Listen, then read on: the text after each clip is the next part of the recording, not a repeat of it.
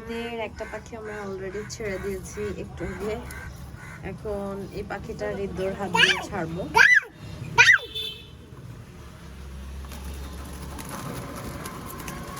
বাবা ধরে না মা।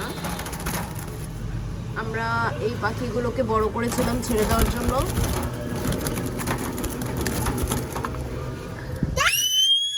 বাবা এখন ওরা বড় হয়েছে, নিজেরা বাচ্চার মতো অবস্থা হয়েছে।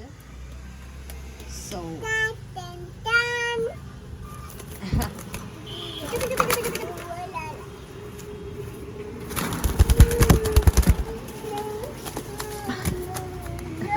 নাও বাবা ধরো, ছাড়া ছাড়া করো, নাও ধরো ধরো ধরো, নাও পাখিটা নাও, ছেড়ে দাও, ধরো।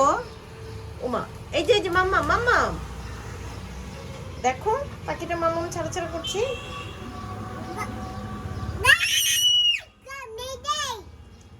এই যে দেখো পাখিটা উড়ে যাচ্ছে, কিন্তু পাখিটা উড়ে উড়ে করে যাচ্ছে কিন্তু।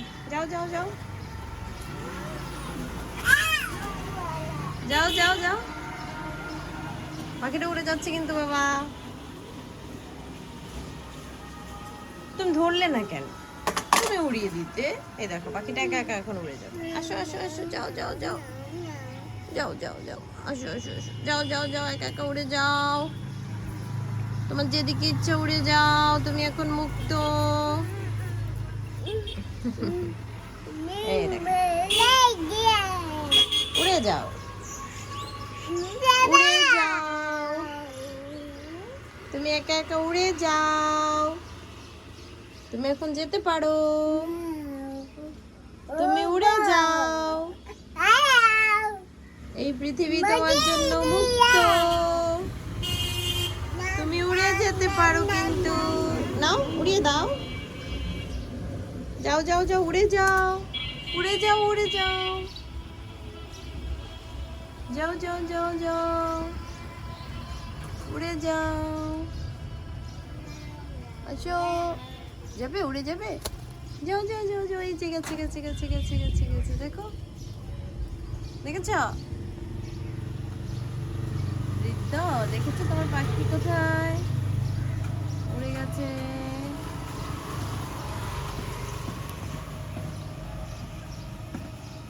তোমার শূন্য খাঁচা রইল পড়ে। ইয়াক তুমি কি মন খারাপ করেছো? হ্যাঁ মামা, তোমার কি মন খারাপ হয়েছে পাখিটা উড়ে গেছে সেজন্য? দেখো মামামের হাতে কি করেছে পাখিটা, বুঝেছো? কামড়া কামড়া করতে চেয়েছে।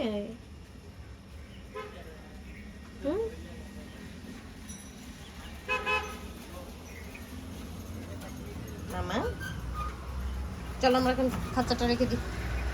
আমরা আবার কোনো পাখি যদি পাই তখন আমরা আবার খাঁচাটা ইউজ করবো, ঠিক আছে? এইটা হলো আমাদের পিছনের বারান্দা। পিছনের বারান্দাতে সুপারি গাছ, বারান্দার খুব কাছে। এই যে আবার সুপারিও হয়েছে এখানে। যাই হোক, আমি অনেক দিন ধরেই আমার মাছের ট্যাঙ্কির আশেপাশে আসি না, খোঁজ খবর নেই না, কারণ আমি সময়ই পাচ্ছি না। আমার গাপ্পি মাছগুলোর অবস্থা কি আমি সেটাও দেখা হচ্ছে না। আসলে গাপ্পি মাছগুলোর অবস্থা খুব একটা ভালো না বলতে, বৃষ্টির কারণে মাছের ট্যাঙ্কিতে অনেক বেশি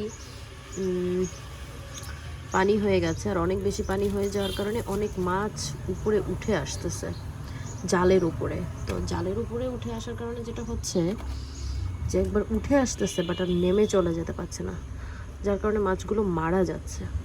এই যে এই একটা গাপ্পি মাছ জালের উপরে উঠে এসেছিল কিন্তু আর নামতে পারেনি। এটাকে এখন এখান থেকে ছেড়ে দিতে হবে। এরকম আরও ছোট ছোট পোনা মাছ আছে। এই যে আরেকটা পোনা মাছ,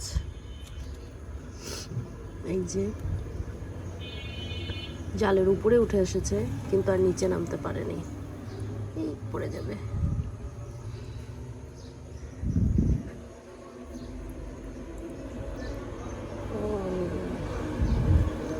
হচ্ছে আমি এগুলোকে আগে রেস্কিউ করি, তারপরে ভিডিও করতে হবে।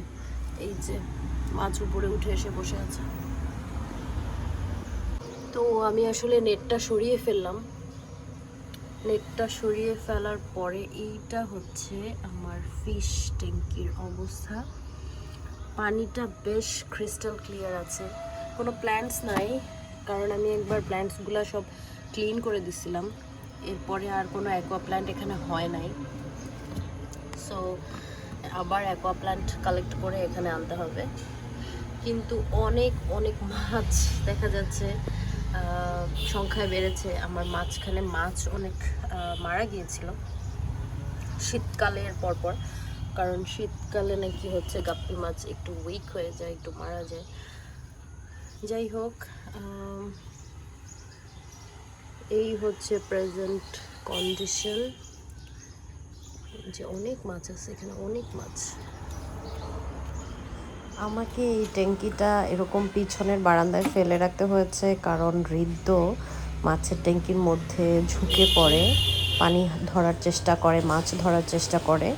তো আমি আসলে একটু সেফটির কথা চিন্তা করেই হচ্ছে এটাকে পিছনে রেখে দিয়েছি, তাছাড়া আর কোনো রিজন নাই। এখানেই মাছগুলোকে রেগুলার খাবার দাবার দেওয়া হচ্ছে, সময় করে একটু খাবার ছিটিয়ে রাখলেই হয়ে যাচ্ছে, কোনো বাড়তি কোনো যত্ন নিতে হচ্ছে না আসলে। এই মাছের ট্যাঙ্কিটা লাস্ট 3 বছর ধরে আমার আছে।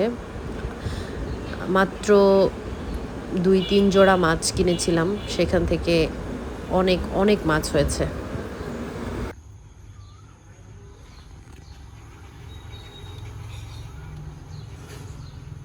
এই যে এই মাছটা পোনা দিবে, বোঝাই যাচ্ছে এটা পোনা দিবে।